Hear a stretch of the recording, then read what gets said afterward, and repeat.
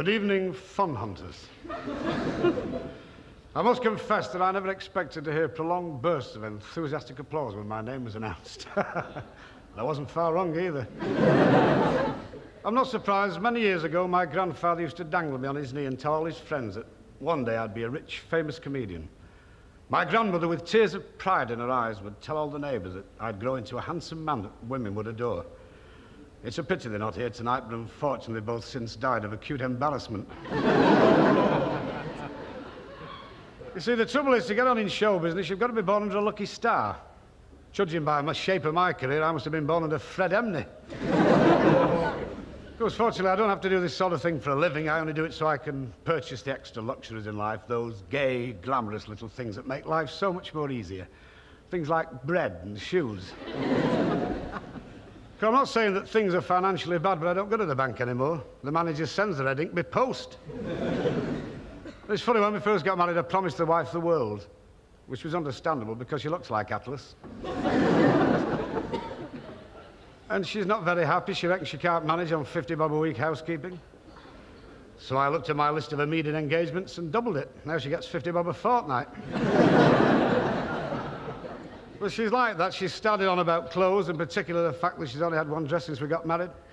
I said, "What's wrong with you?" She said, "Nothing, but we're doing the housework. The train and veil's filthy." See, that she's always complaining. She never stops. When we first got married, people thought I was a ventriloquist. So every time I opened my mouth, she talked. She was never the same since our honeymoon when she fell down a wishing well. I was amazed. I didn't know they worked. But I can truthfully say I've never known a moment's happiness or luck since the day I put that ring on her finger. And that was a farce of a ceremony.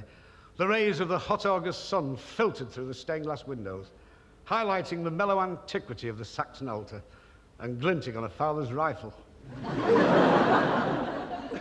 She was awkward. She didn't want the traditional music of the wedding march. Oh, no. She wanted something more modern. So she walked down the aisle to the tune of Lovely to Look At, and the organ caught fire. It's hard to describe what she looked like in a wedding dress, but I've seen a scalp wound dress better. It was one of these mini wedding dresses. She didn't suit her. You didn't know she had bare legs or stockings on lined with walnuts.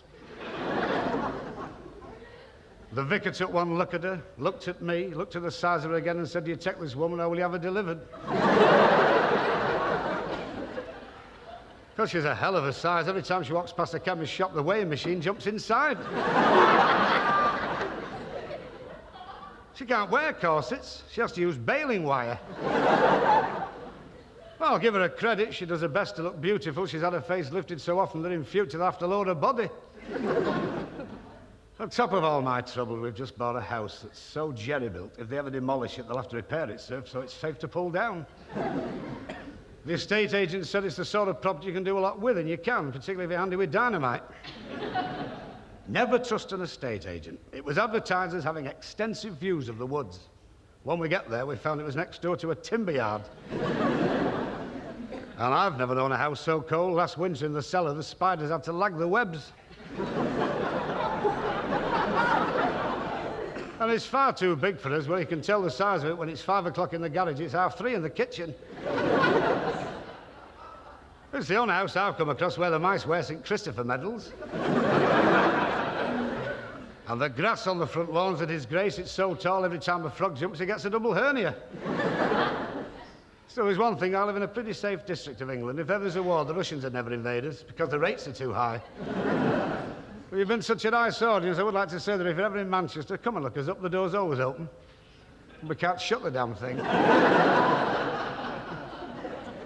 In conclusion, I'd just like to take this opportunity of firstly thanking the BBC and Lulu for making it possible for me to work on the show, and secondly to thank the wife and kids for having made it necessary. Good night.